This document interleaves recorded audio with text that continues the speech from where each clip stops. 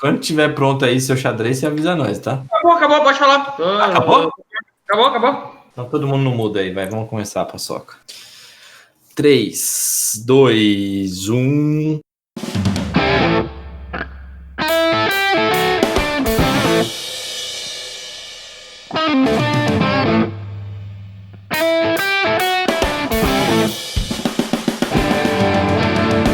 Fala, seus desembargador, continua tudo quarentenado com vocês, tá começando mais um episódio do Zonecast, aquele podcast que tá cheio de cidadão, e assim tá bom demais. Então, chega mais que, chega mais Dodô, sai do Tinder e do Teta, para com o xadrez Rafiki, e prepara as piadas Mateus, porque esse trem aqui continua pesado.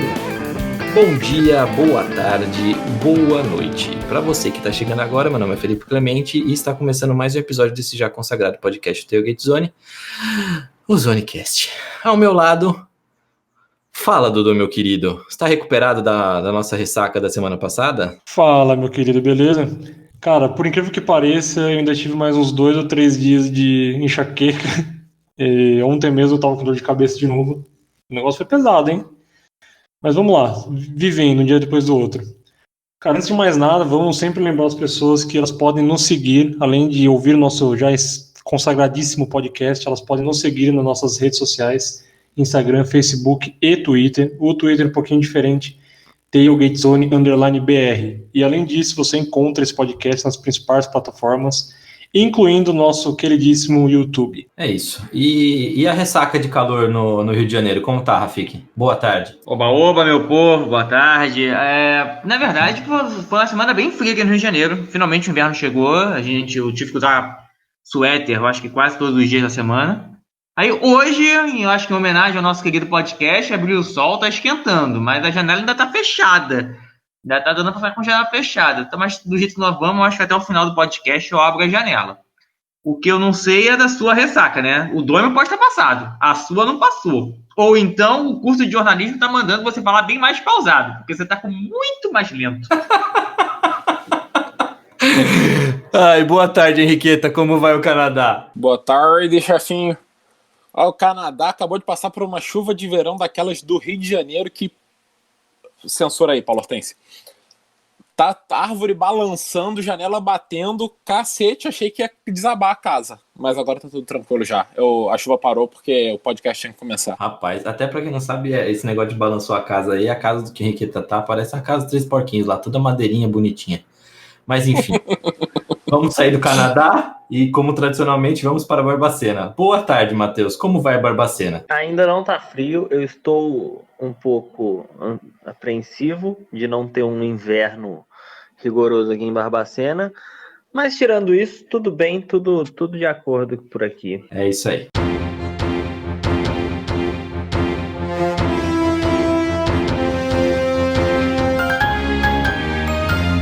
Um giro pelas notícias da semana. Bom, gente, vamos começar aqui. Ai, tem assunto pesado de novo, eu não aguento mais. Pois é, patrãozinho, nem eu aguento mais, e olha que meus sentimentos são artificiais. Bom, essa semana deveríamos fazer aquele panorama bonito da NHL, mas apareceram assuntos que merecem mais destaque. Então, vamos lá. Roda a vinheta, compadre. Deals. And Bonds hits one high. Hits it deep. It is out of here. Bom, antes do assunto pesado, vamos falar de MLB, né? E que começa essa semana, né? Mas será que começa mesmo, Rafiki? Será que vai começar? Será que tem jogo já na quinta ou não? Vai começar. Como é que não sabemos, mas vai começar. Com certeza. Nós não estamos conseguindo passar 3 dias sem a notícia de que um jogador novo deu positivo para a Covid no meio dos treinamentos. O último foi, eu acho que sábado agora, o Fred Freeman. E no ritmo que nós vamos, entre a gravação desse podcast no domingo e a sua publicação na terça, é bem capaz de termos mais alguém com teste positivo para a Covid que não vai dar tempo de falar aqui. Mas a grande notícia é que o governo federal canadense proibiu o Blue Jays de jogar em Toronto ou em qualquer outro lugar do Canadá, por um simples motivo. a Major League queria trânsito livre, que o Blue Jays fosse e voltasse dos Estados Unidos livremente, e que todos os times que enfrentassem o Blue Jays em Toronto também fossem e voltassem dos Estados Unidos livremente. Só que hoje o governo canadense está obrigando a todo mundo que vem dos Estados Unidos a ficar 14 dias quarentenado antes de poder fazer suas coisas no Canadá. E é exatamente por isso que a NHL está fazendo uma bolha, né? Então a NHL quarentenou todo mundo em Edmonton e na outra cidade que eu esqueci qual é.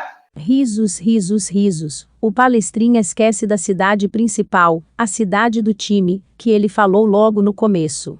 É Toronto, Rafiki. É Toronto. Risos, risos, risos. O pessoal ficou 14 dias lá e aí depois começa a jogar, porque aí fica, entre aspas, limpo para poder circular pelo Canadá. A Major League queria uma exceção especial para que todo mundo pudesse ir e voltar entre Canadá e Estados Unidos à vontade. E o governo federal simplesmente falou não.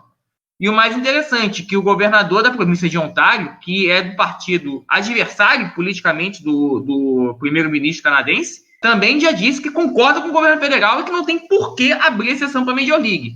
Ou seja, não é um problema político. Todos os lados da política canadense concordam com essa opinião. E agora o Blue Jays está com um problemão na mão. Ele tem 5 dias para começar a temporada e não sabe aonde vai jogar. Muito se fala de ir para Buffalo, que é onde fica o AAA de Toronto. É relativamente perto, né, de Toronto. E é até mais próximo dos outros times da divisão leste do que a própria Toronto, né? Que é muito mais. A Toronto, para quem não sabe, é mais próximo dos times da divisão central do que da divisão leste. Essa mudança para Buffalo seria até melhor para a logística da Major League. Só que o estádio de Buffalo não tem porte para segurar uma transmissão da Major League. Teriam que fazer adaptações para conseguir transmitir os jogos. E faltam 5 dias. É muito pouco para fazer essas adaptações. O Blue Jays está conversando com o dono do time AAA para ver se é possível essa alocação, mas demoraria aí mais 1 ou 2 semanas. E o Blue Jays teria que jogar em algum lugar. Aí todo mundo fala que o mais óbvio seria ir para Dunedin, que é onde fica o centro de treinamento de primavera, do Spring Training do Toronto Blue Jays. Mas no meio de uma pandemia de Covid, você vai para o olho do furacão, já que a Flórida hoje é o estado americano onde a coisa está mais fora de controle.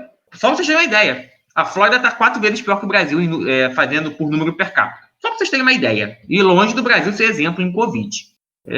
O Blue Jays agora está com um problema na mão. A decisão do governo foi ontem sábado, que a gente está gravando esse podcast no domingo, é bom frisar mais uma vez. Foi muito rápido e o Blue Jays ainda não teve tempo de botar a cabeça no lugar e pensar o que vai fazer. As 2 opções mais ventiladas são Buffalo e Flórida, que ambas têm esses 2 problemas que eu já relatei. Vamos ver o que o Blue Jays vai decidir, mas a Major League, mesmo sem público, está toda hora enfrentando problemas. Eu não sei o que vai ser nessa temporada. E eu posso te garantir uma coisa.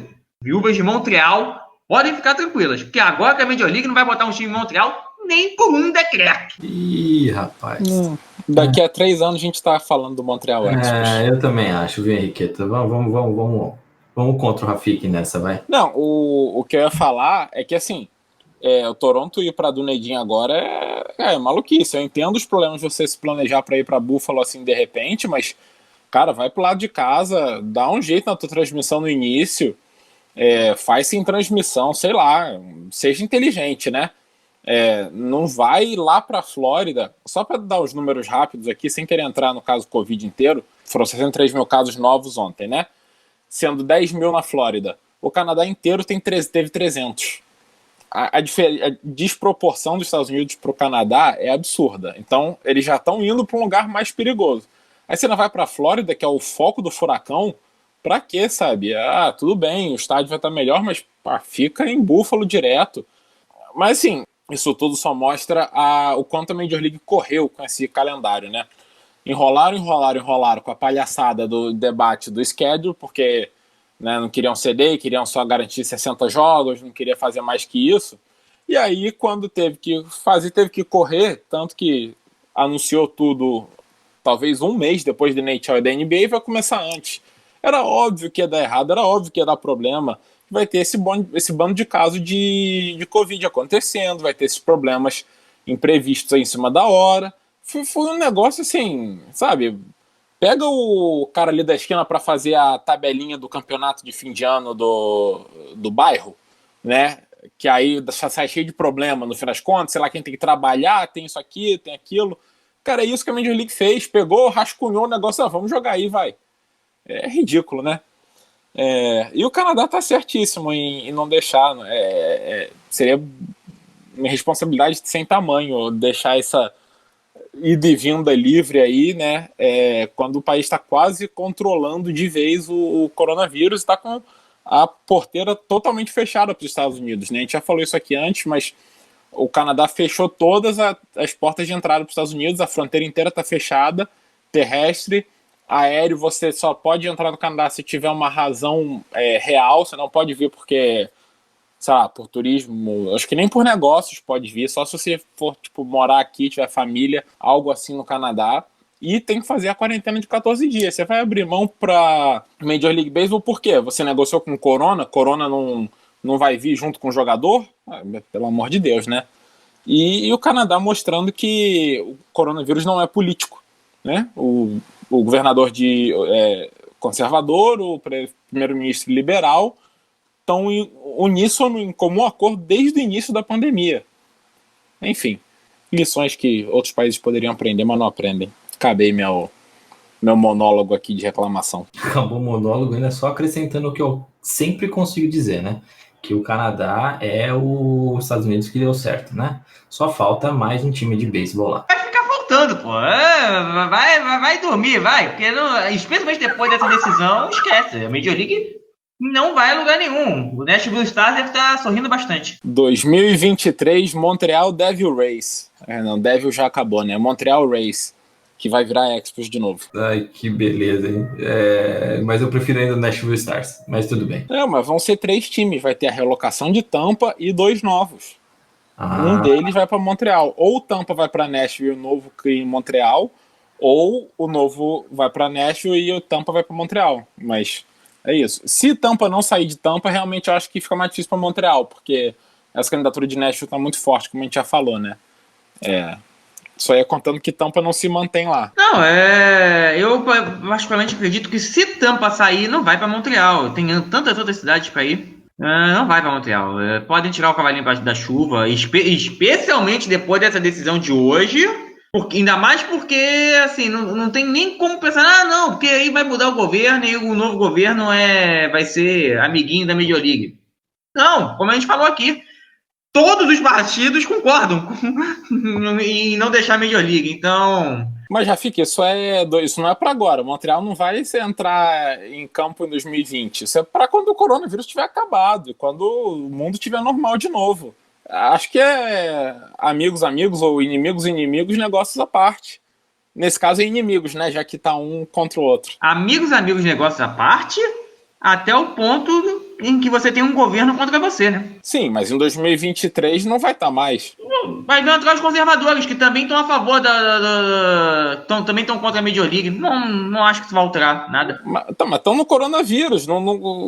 Isso não muda o fato de quando o mundo estiver normal de novo. Acabou o corona. Você vai pensar num time que está querendo se mudar ou ser criado, você vai brigar pelo time na tua cidade. E aí você vai para um local que acha que a sua franquia é um atentado à cultura local. Não faz o menor sentido. Não, vamos lá. Eu não estou discutindo a inteligência do assunto. Estou dizendo que vai acontecer. Não, peraí. Vamos fazer o veredito, porque vocês não decidem nada. Vai pra lá. Vai pra lá. Então, não tô assim, falando que é uma atitude inteligente, tô falando que vai. Vocês não decidem nada. Quem decide é o Dodô. Dodô, vai ter time em Montreal ou não vai? Você que dá o voto de Minerva. Os caras estão viajando. Cara, se Deus quiser, vai, porque o Rafik nervoso é sensacional. Maravilha. Então tá, vamos pro próximo.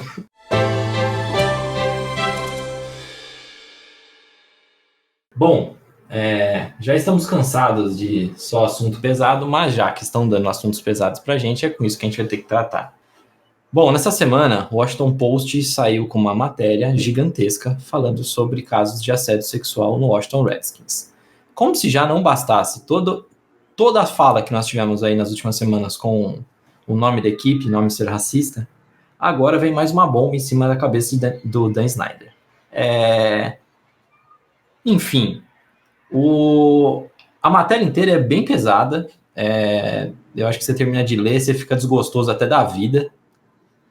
E é bem pesado mesmo.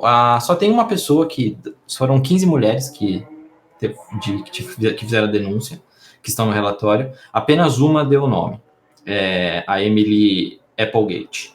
E ela relata vários casos estranhíssimos, né, Matheus? Você mesmo, como fez a thread lá pra gente no Twitter, o caso é bem complicado. Bom, vamos lá. Primeiro de tudo, esclarecer que a gente não vai acabar entrando por detalhes nos casos de abuso não, de assédio, porque por questão de poder ser gatilho para alguém, por questão de ser um material mais sensível. Mas a gente vai passar por cima do que a gente já tem aqui. Como o Felipe falou, o Washington Post soltou na quinta-feira uma reportagem sobre 15 mulheres que denunciaram ex-funcionários do Washington Redskins em questão de assédio sexual e questão de abuso verbal. São alegações que vão de 2006 até 2019 e que podem ser divididas em dois tipos.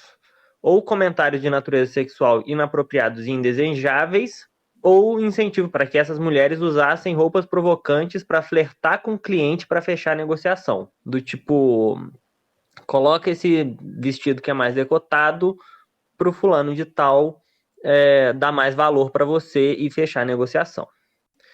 Dentre o pessoal que tá sendo acusado, tá o Larry Michael, que ele era vice-presidente de conteúdo do Redskins, e ele era meio que a voz do estádio. Ele era meio que o narrador do Redskins. O Alex Santos, que é diretor de funcionários profissionais. O Richard Mann II, que era diretor assistente de profissionais. O Dennis Green, que é ex-presidente de operações de negócios. E o Mitch Gershman, que é ex-chefe de operações. Aí a gente tem que dar uma pincelada, porque ex-chefe de operações de negócios e ex-chefe de operações é um cargo razoavelmente alto numa instituição. Então, é bem capaz que as pessoas do mais alto escalão do Washington Redskins estivessem cientes, já que são pessoas do alto escalão aqui que a gente está falando. Dentre esses, o Michael se aposentou recentemente devido ao escândalo, que ele foi procurado para falar e ele decidiu se aposentar. O Santos e o Mann foram desligados na última semana do clube, e o Green e o Gershman já tinham saído do clube em 2018 e 2015, respectivamente.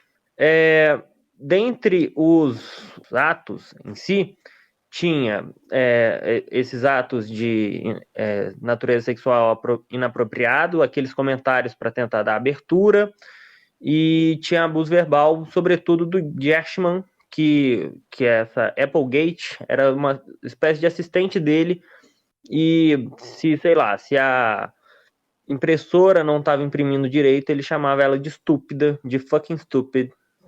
Não sei se o YouTube vai ter que cortar o Family Friend, mas xingava ela por pouca coisa. E isso era o abuso verbal.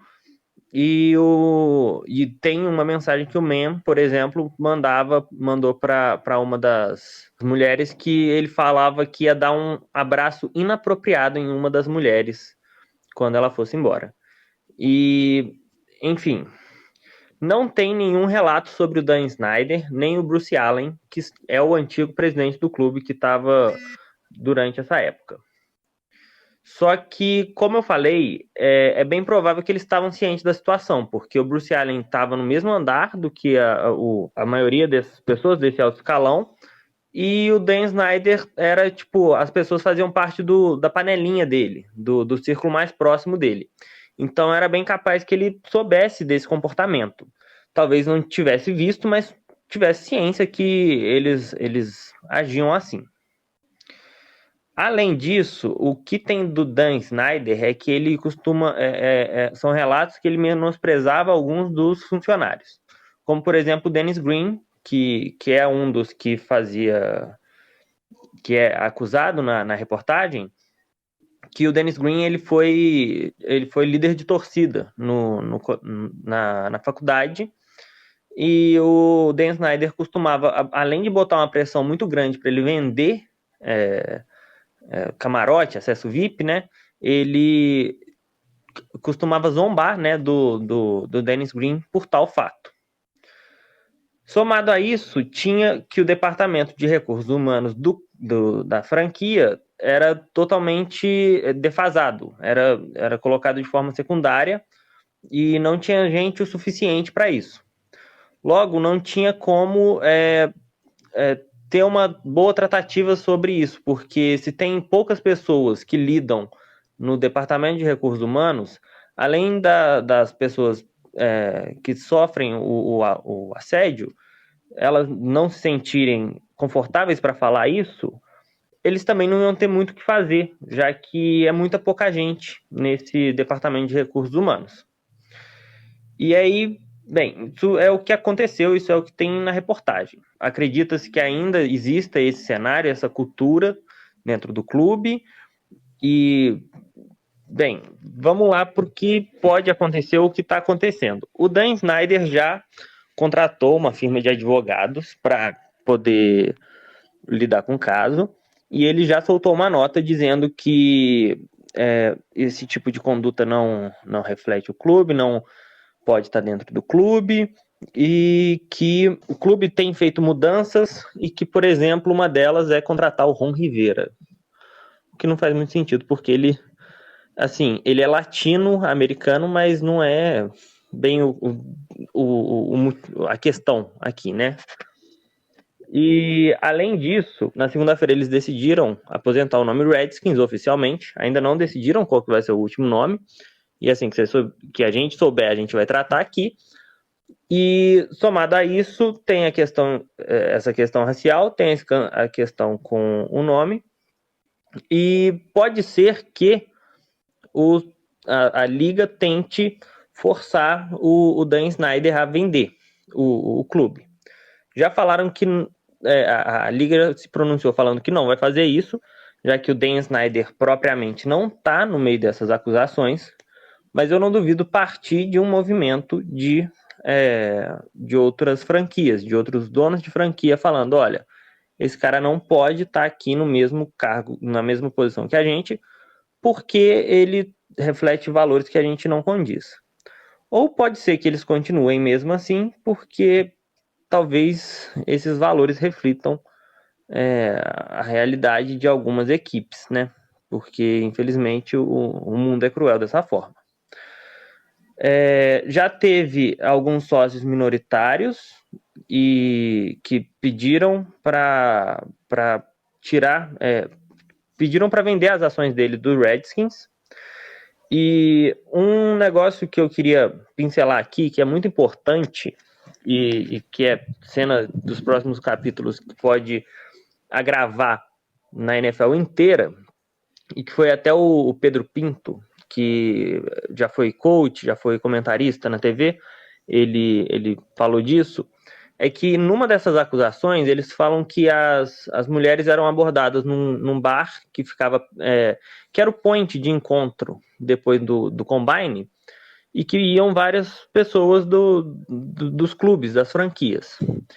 E elas falaram que recebiam propostas indecentes lá, parte desses funcionários do Redskins. E isso é muito chocante porque, de novo, é o point de encontro de todo mundo que estava no Combine. O Combine é um evento de alguns dias, que acontece em Indianápolis, onde os atletas universitários realizam alguns treinamentos e são observados mais de perto pelos olheiros e gerentes dos times da NFL. Se quiserem saber um pouco mais sobre esse evento, temos em nosso site uma ótima matéria. Ou seja, se os funcionários do Redskins estavam lá e faziam isso, pode ser que tinha funcionário de outras equipes que pelo menos viam isso e não falavam nada, e pode ser também que tinha funcionários que faziam isso de outras equipes e que mostra que pode ser um modus operandi de vários funcionários de várias equipes. Então, eu não me surpreenderia se virasse e explodisse vários casos em outras equipes de funcionário tal foi desligado essa semana de repente, ou funcionário tal foi acusado de abuso, de assédio sexual ou de abuso verbal por conta disso, porque pode começar a desencadear uma série de denúncias, o que tem que ser feito, né? Já que se a pessoa fez o errado, ela tem que pagar por isso. Os relatos são bem tenebrosos. Baseado no que você falou, agora eu queria comentar acho que duas coisas. Primeiro, no finalzinho aí, você comentou sobre o lugar que esse point de encontro aí de todo mundo da NFL pós-combine, né? O Prime 47 lá em Indianápolis. Tem relatos realmente de uma jornalista até do The Athletic que foi assediada lá dentro. E realmente é um ponto de se preocupar, porque será que só o Washington Redskins fazia isso? Mas, além disso também, tem relatos de que não só durante o Combine, mas durante o Training Camp, e mais especificamente isso do Washington Redskins, essas colaboradoras do time também sofriam assédio e elas já começavam a ficar com medo de ter que participar de algum evento ou alguma coisa durante o training camp, porque elas sabiam que elas seriam assediadas. Então, cara, é uma cultura muito bizonha. E Dan Snyder e o Bruce Allen falar que não sabiam o que estava acontecendo embaixo do nariz deles, a Applegate até comenta que o Bruce Allen chegou a ficar sentado a 30 pés dela. Henriqueta, 30 pés, quantos centímetros, metros? 9 metros. Isso. 10 metros. Então, cara, o cara ficava pertíssimo dela, via ela soluçar, via ela chorar, via ela estar triste e você fala que você não sabe o que está acontecendo, e você é o presidente da franquia, é muito estranho. Agora, quanto ao que você falou sobre a NFL forçar a venda do clube pelo Dan Snyder, isso não vai acontecer, né, Rafik? Isso nem pode acontecer, né? Publicamente eles não podem falar isso. Primeiro que publicamente eles não podem falar isso, e mesmo que tenha essa pressão, não vai ser dito publicamente. Segundo, que moral boa parte dos donos da NFL tem para querer forçar a venda do Redskins? Você tem o dono do 49ers, que foi condenado por corrupção e teve que pedir, pelo amor de Deus, para o Trump assinar o perdão dele, judicial. Nem que para isso tenha custado o emprego do Kaepernick. Você tem o dono do Patriots, que foi preso num prostíbulo na Flórida. Não tem tanto tempo assim. Foi até matéria da CNN não faz muito tempo. Você tem os donos do Giants, que tem longas acusações de racismo de longa data. Quem são os donos da NFL para forçar a venda do Washington por causa de um escândalo sexual do Dan, que nem envolve exatamente o Dan Snyder, e sim, mal comparando, como disse o Rob Manfred no relatório em relação ao Astros Gate, é um cara que claramente não soube gerir um bom ambiente de trabalho em sua organização. É basicamente isso. A partir do momento que o Dan Snyder, pelo menos até agora, não está envolvido diretamente. Simplesmente ele é um péssimo gestor e não sabe desenvolver um ambiente de trabalho saudável dentro da sua organização. É a mesma coisa do Jeff Luhnow no Astros. Né? Com a diferença de que, pelo menos pelo Astro Gates, o Jeff Luhnow estava envolvido e incentivava claramente as trapaças. Não vai. Agora, já que você jogou para mim a bola, não é de hoje, vem desde antes dessa reportagem, que um cara chamado Jeff Bezos, o homem mais rico do mundo, dono da Amazon, quer comprar o Washington Redskins e quer porque quer e está com muito dinheiro para isso. Para quem não sabe, além da Amazon, o Jeff Bezos também é dono do Washington Post, exatamente o jornal que publicou a matéria. Coincidências apenas? Talvez. Mas é bom ficar de olho. Não quero tirar o mérito da matéria. Longe disso, a matéria foi muito bem feita. Entrevistou 15 funcionários, mais outros 25 funcionários homens, que também não quiseram revelar o nome, mas que confirmaram todo o relato feito. Ou seja, são 40 pessoas que o Washington Post entrevistou e, segundo o Washington Post, todas as 40 confirmaram o relatado. Não é possível que 40 pessoas estejam mentindo, né? Por favor. Há relatos externos, por exemplo, dessa jornalista do The Athletic, que vem a público sem nenhum problema, falou o nome dela, explicou com detalhes o que aconteceu. Se eu não me engano, foi o chefe de logística do Redskins que deu em cima dela descaradamente.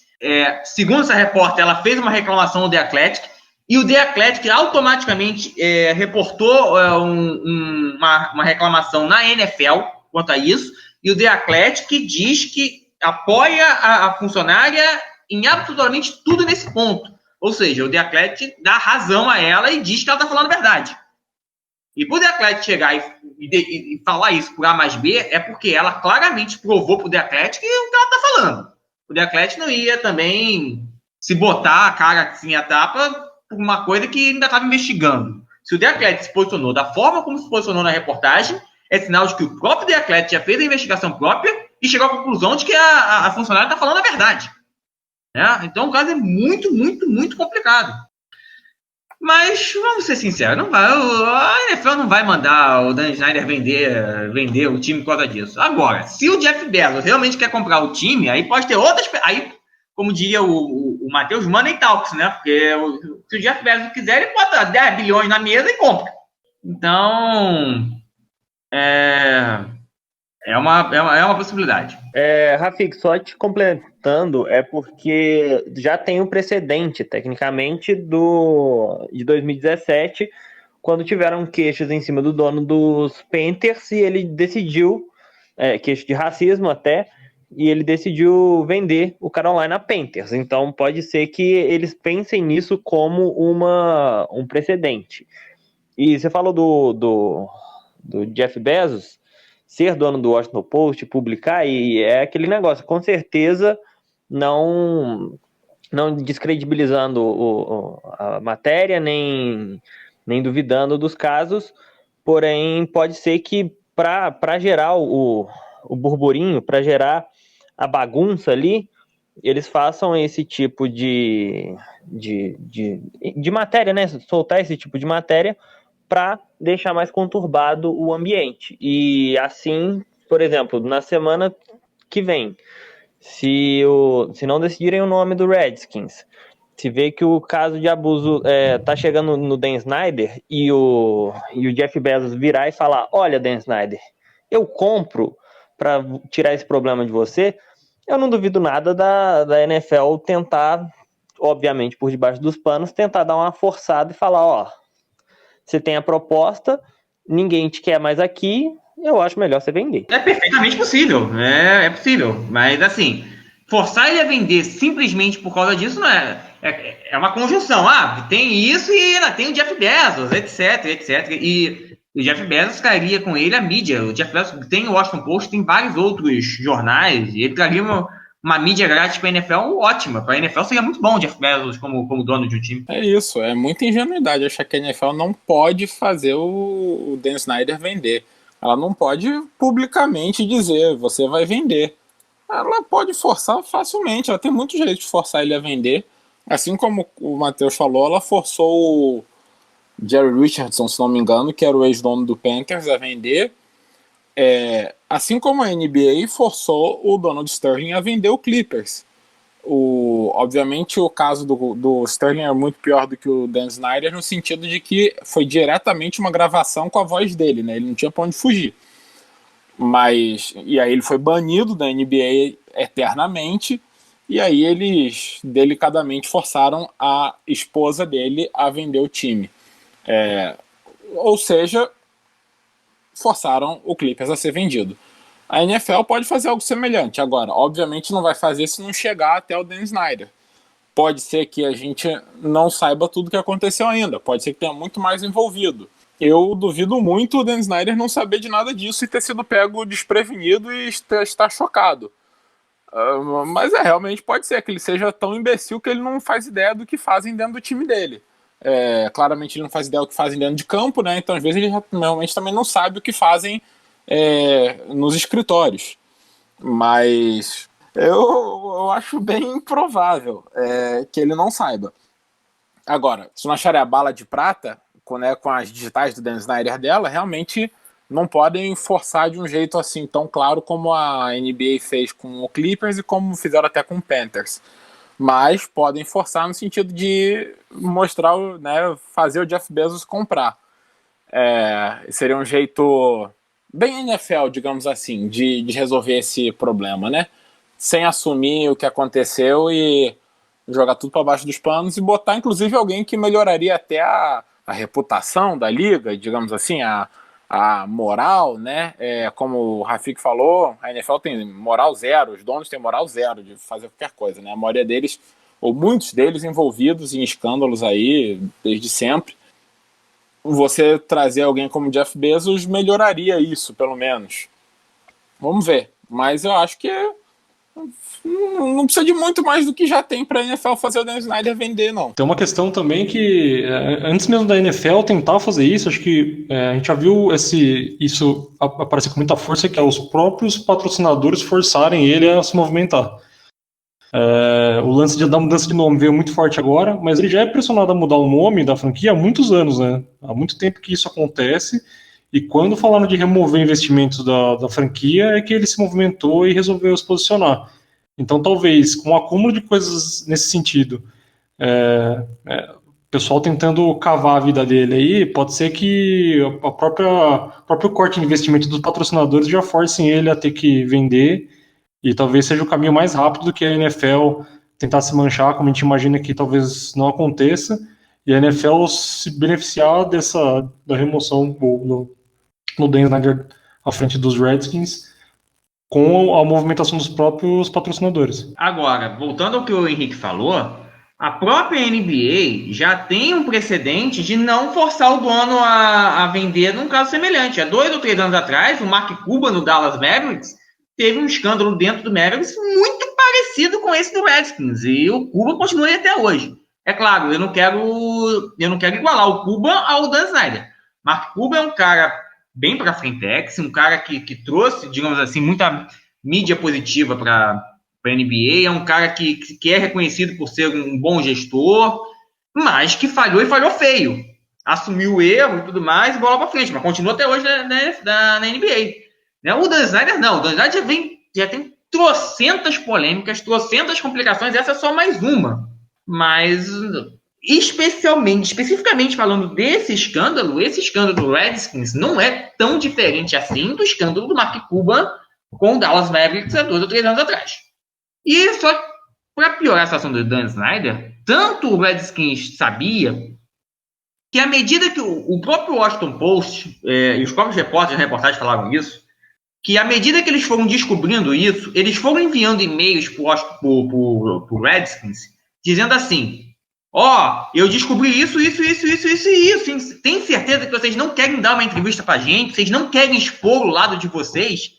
E à medida que os próprios repórteres já falavam isso na reportagem, que à medida que eles foram expondo nesses e-mails o que eles descobriam, 1 ou 2 dias depois, as pessoas iam se demitindo. E foi uma atrás da outra. Agora, inclusive, ficou claro por que teve uma pancada de demissões no Washington, de autodemissões no Washington Redskins, e a gente não estava entendendo por quê. Então, assim, sabiam. Tanto é que, mesmo sabendo disso tudo, eles se recusaram a falar. 2 pontos daí, né? A primeira do Mark Cuban que você falou, Rafi, que é fevereiro de 2018, tá? Foi uma reportagem da Sports Illustrated, e eles falavam em uma cultura corporativa repleta de misoginia e comportamento sexual predatório. Inclusive, já que você falou do Mark Cuban, ele veio a público, não lembro agora se foi ontem ou hoje mesmo, na rádio dele, nos Estados Unidos, falar que ele acha que o Dan Snyder tem que baixar a cabeça, falar que errou e pedir desculpa, reconhecer os erros. É novamente aquele papo, né? Eu acho que o cara vai pedir desculpa, falar, não vai, não sei. Mas seria bonito da parte dele, falar assim, cara, realmente errei. Mas também é aquela coisa que o Matheus fala, o que adianta ele falar se ele não acredita nisso, né? É isso. Na hora que o patrocinador forçar ele a vender o time ou a qualquer coisa que seja por causa desse escândalo, aí ele vai falar, não, eu errei, ai, nossa, não, a gente tem que melhorar. É fácil, né? Ele já mostrou que ele não aprende com os próprios erros. Se ele aprendesse os próprios erros, o Redskins estava... Quer dizer, não é mais Redskins, né? O Washington estava muito melhor em campo aí, porque ele está errando o quê? Quantos anos que ele é dono de Washington? Ele está errando há 20 anos, talvez? Então, assim, se ele soubesse aprender com os próprios erros, o time estaria muito melhor, né? Porque ele já errou, dá para umas 3 gerações.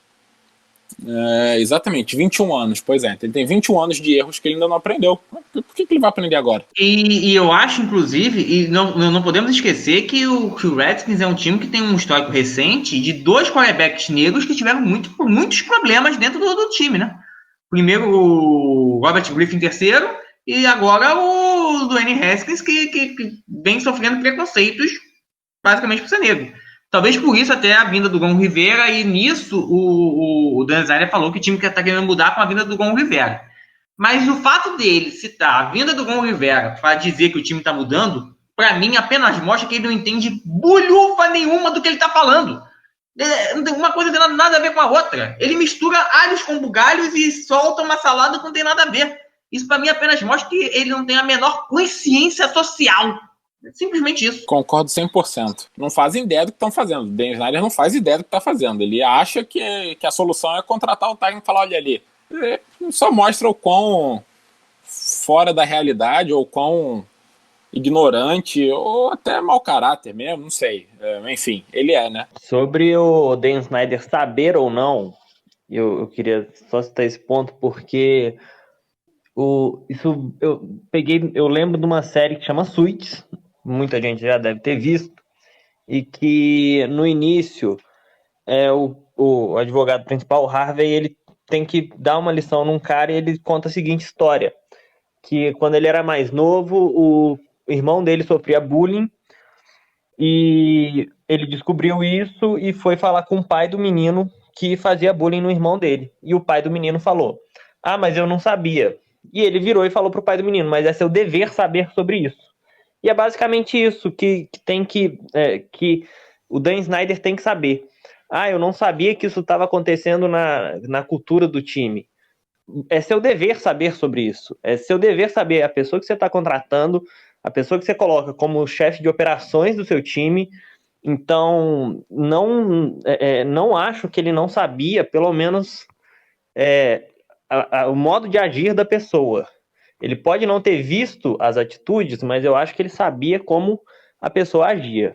E sobre o Jeff Bezos, pessoalmente, não gosto do Jeff Bezos. E eu não acho que ele vai ser, assim, um upgrade tão maior. Na questão financeira e de imagem, vai ser porque a imagem do Dan Snyder está queimada e tem gente que gosta muito do Jeff Bezos, idolatra o cara nos Estados Unidos. Só que a gente está falando aqui de um cara que a gente está questionando se ele não usou a reportagem para fazer pressão e fazer com que o Dan Snyder venda o time.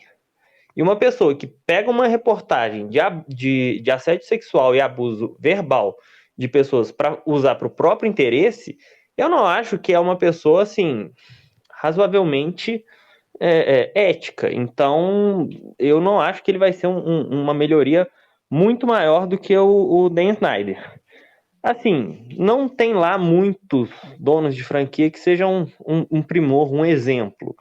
Mas eu acho que o Jeff Bezos, ele não tem um escândalo sobre abuso sexual até onde eu sei. E é isso que ele só tem na frente do Dan Snyder, porque para mim ele não é muito melhor do que o atual dono do Washington Redskins. Então, não sei se ele seria uma melhoria de fato.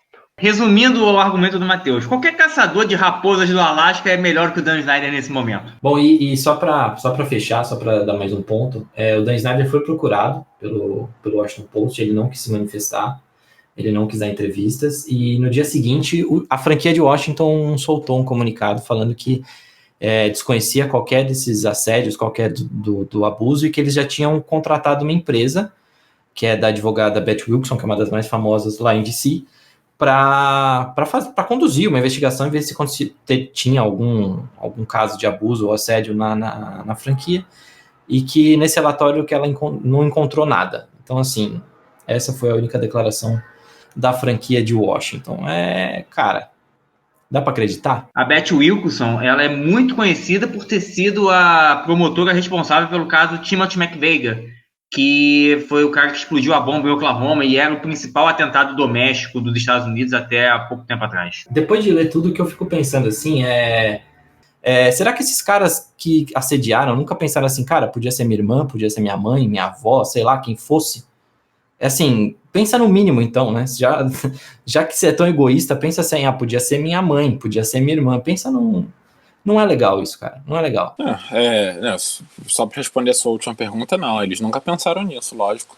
Até para eles não estão assediando, né? Eles estão só fazendo algo engraçado, divertido. O cara que é engraçado. Inclusive, essa é uma fala, né? Isso é uma fala dele. Ele acha que ele tava sendo engraçado e dá um beliscão à menina. Isso, porra. Piada, né? Porra, adora dar um beliscão pra brincar com alguém. Né? Eu não vou falar algo que vai ser censurado depois.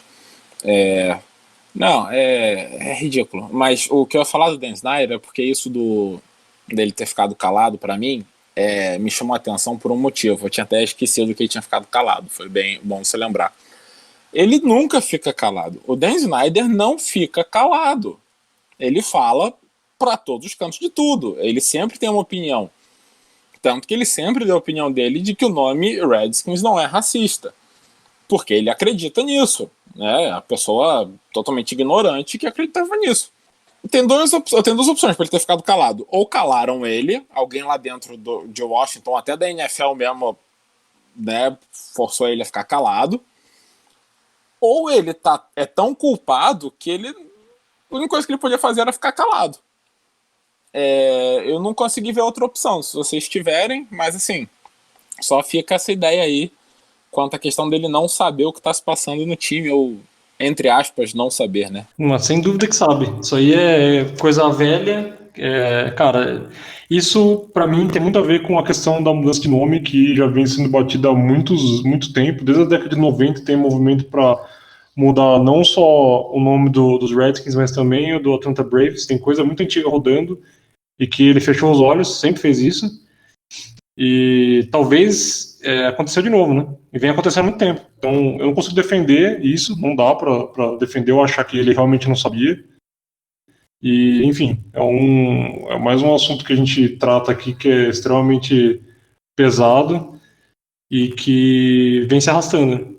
Isso, a gente já fala de coisas como essa há muito tempo e eu gostaria muito que alguma coisa de fato acontecesse, assim. E aí sempre quando mexe no bolso, que foi o que eu comentei, o Henrique comentou também, que é só no momento que mexe no bolso do cara e nem o risco de ser preso consegue parar uma atitude como essa, né? Só falar pro cara perder dinheiro, perder patrimônio, que ele se movimenta para tentar resolver o problema.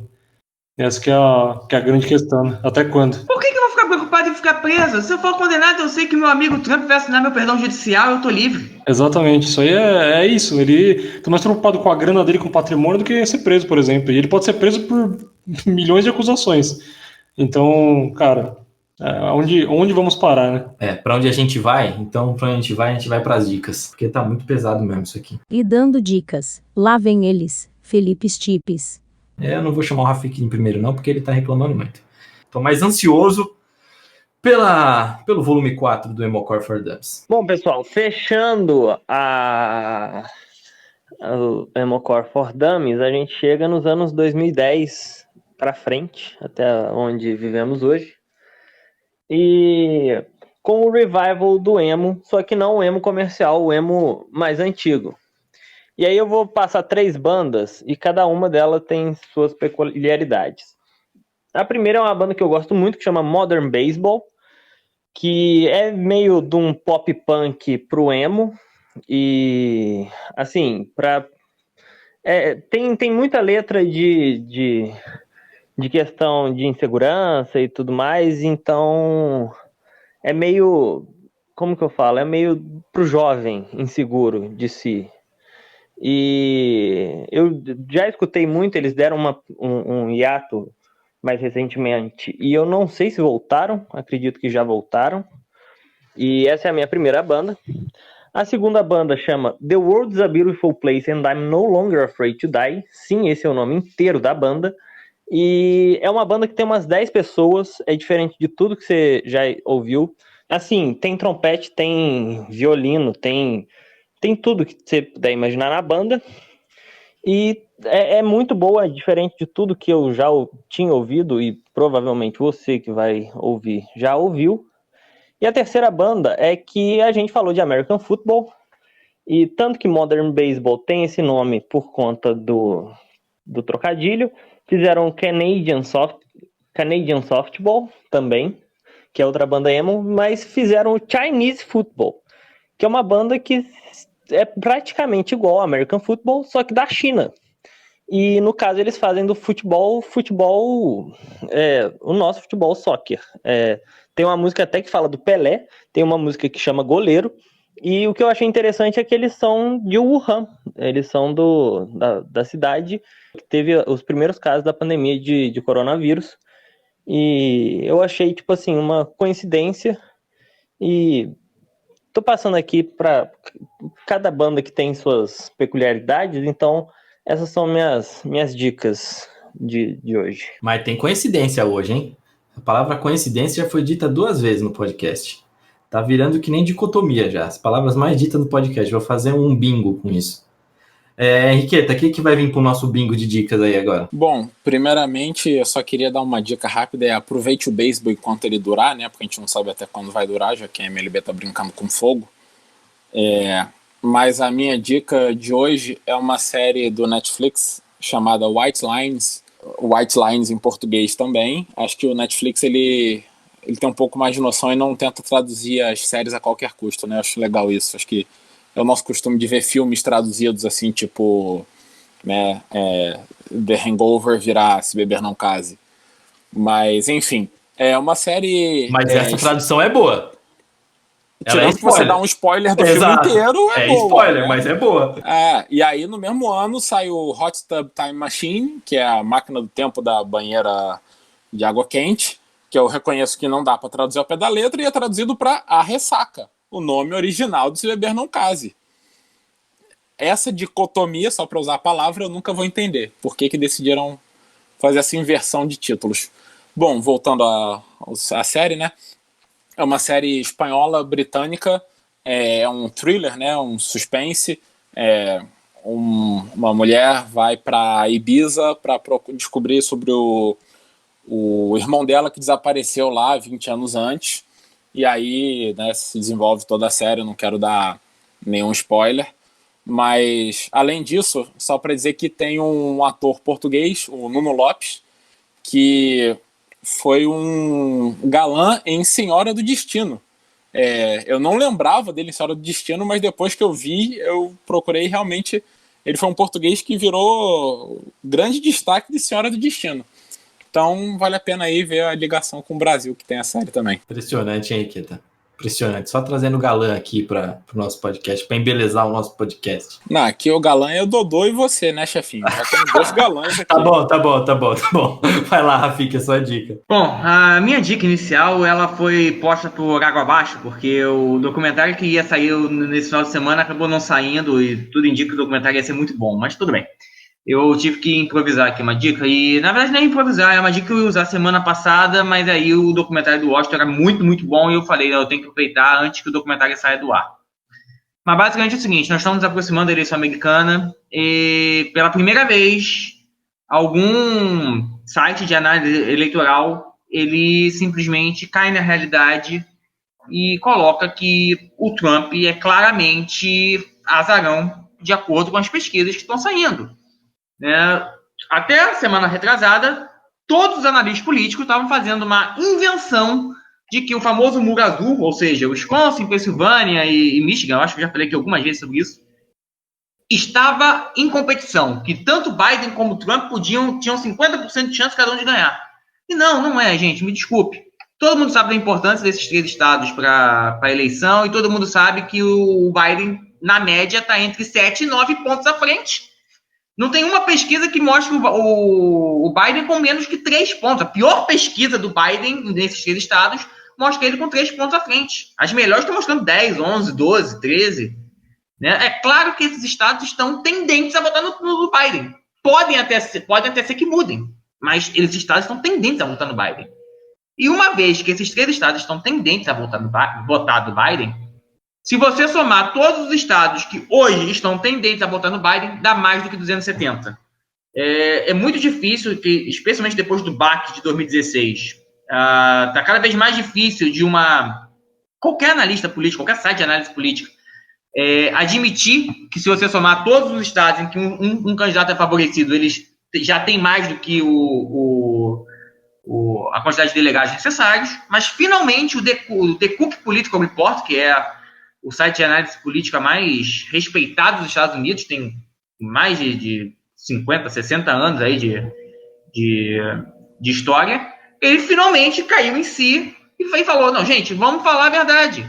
Se fosse qualquer outra eleição, se a gente não tivesse passado pelo trauma de ter errado a eleição do Trump, nós estaríamos considerando já que esses 3 estados estavam tendentes aos democratas. Então vamos falar a verdade, esses estados estão tendentes aos democratas. E se eu somar os estados tendentes, prováveis e sólidos, o Biden já tem 273 delegados. Né? Então, a minha dica é que, assim, vamos ficar de olho que, a partir de agora, essas análises vão ficar mais frenéticas. E eu estou esperando a análise do 538, que é uma análise completamente diferente dessa. E aí está todo mundo de olho esperando essa análise do 538, que é até mais analítica. O The Cook Political Report, o Insider Elections e outros sites, eles trabalham muito com uma parte subjetiva. É o que o analista acha. Enquanto o Nate Silver, na 538, é uma análise extremamente técnica e numérica. É basicamente pesquisas e resultados passados de eleição. Então, até hoje não saiu nenhum modelo confiável totalmente analítico. Então tá todo mundo muito ávido esperando o modelo do 538, que assim que sair deve ser uma dica minha também. Dodô, vai pra sua dica aí, senão eu vou ficar falando besteira aqui. A minha é um documentário bem interessante que, se não me engano, deve ter no Amazon Video. É um documentário produzido no ano passado, inclusive ele foi vencedor do prêmio do júri no Festival de Sundance nos Estados Unidos. No ano passado, acho que todas as principais categorias dessa premiação foram vencidas por mulheres, então isso é bem legal. Esse documentário, que se chama One Child Nation, ele fala sobre o controle populacional na China.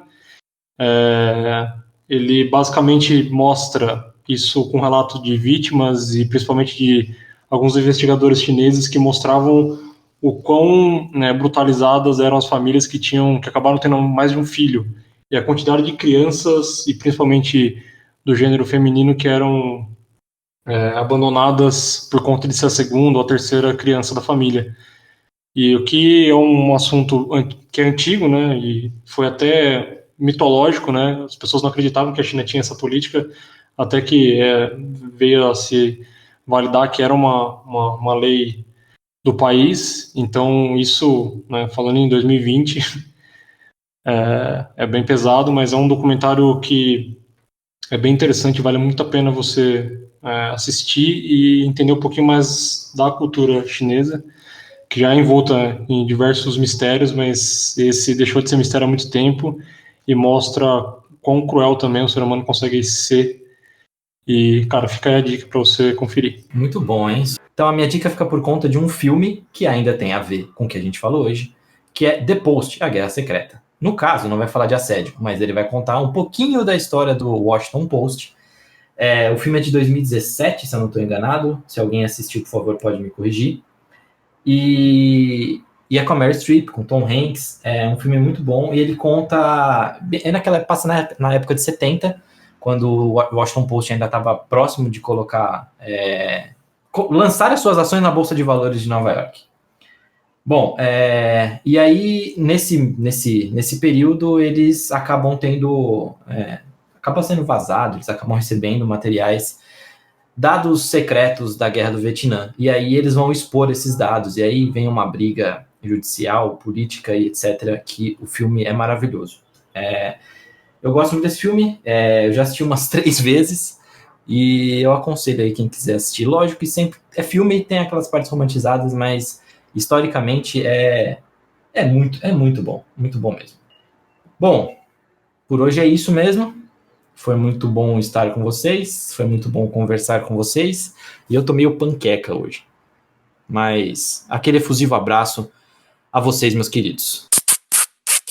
Fernandão não tá, mas continua. Um abraço a todos, até a próxima e espero que a gente finalmente faça um podcast mais leve, que a gente tá tentando, mas os assuntos estão só atropelando a gente. Eu só queria passar num ponto que realmente não é leve agora, é só dar mais uma dica para as pessoas, porque teve um deputado aí que falou que não acontecia nenhum caso de George Floyd no Brasil, e essa semana uma comerciante foi abordada pela polícia e teve o mesmo caso do George Floyd. Ela foi imobilizada com o pé na garganta dela. Então a minha dica é, gente, a gente falou do George Floyd aqui, e aqui é o espaço que a gente tem para falar, então se inteirem, busquem saber do que está acontecendo aqui dentro do Brasil também, porque no Brasil acontecem muitos George Floyds e a mídia não cobre igual cobriu nos Estados Unidos. Então, fiquem por dentro, mas fiquem bem também, não deixem isso te deixar para baixo e sigamos na luta. Um abraço. Não deixem isso te deixar para baixo. Muito bom, muito bem lembrado, Matheus. Dodô, a gente avisou isso no Não Mais Ajoelhados, né? De ficar de olho no Brasil. Mais um vencido, senhores. Muitíssimo obrigado pelo papo mais uma vez. Não nos cansaremos de dizer, se você puder, fique em casa, porque ajuda os hospitais, lave as mãos, álcool gel, saia de máscara também, pelo amor de Deus. Máscara, pelo amor de Deus, gente, máscara! Pelo amor de Deus, máscara, importantíssimo. E, cara, bebam cerveja, porque isso aí virou apoio emocional, né? Então, álcool também é vida. Valeu, meu querido, grande abraço. É isso, valeu, gente, até semana que vem, aquele abraço. É isso aí, seus desembargador. Acabou mais um episódio do Zonecast. Será que terá um dia que eu só passarei aqui cantarolando? Tá difícil, hein? Parece que assunto bom tá proibido. Será que não tem nenhuma alternativa? Tem que proibir mesmo? Ah, não tem manchete que seria boa, mas também não tem manchete esportiva, que não tem informação boa. Nem que não tem, nem que tem. Olha, tá difícil. Enfim, é isso aí. O papo é o mesmo de sempre, além de continuar nos acompanhando nas redes sociais, no site e ouvindo o podcast. Bebam muita água, lavem bem as mãos, informem-se através de cientistas ou médicos, e nada de cair no conto do vigário. Semana que vem tem mais, e, enquanto a vacina não chega, toquem-os de luz no cotovelo de vocês.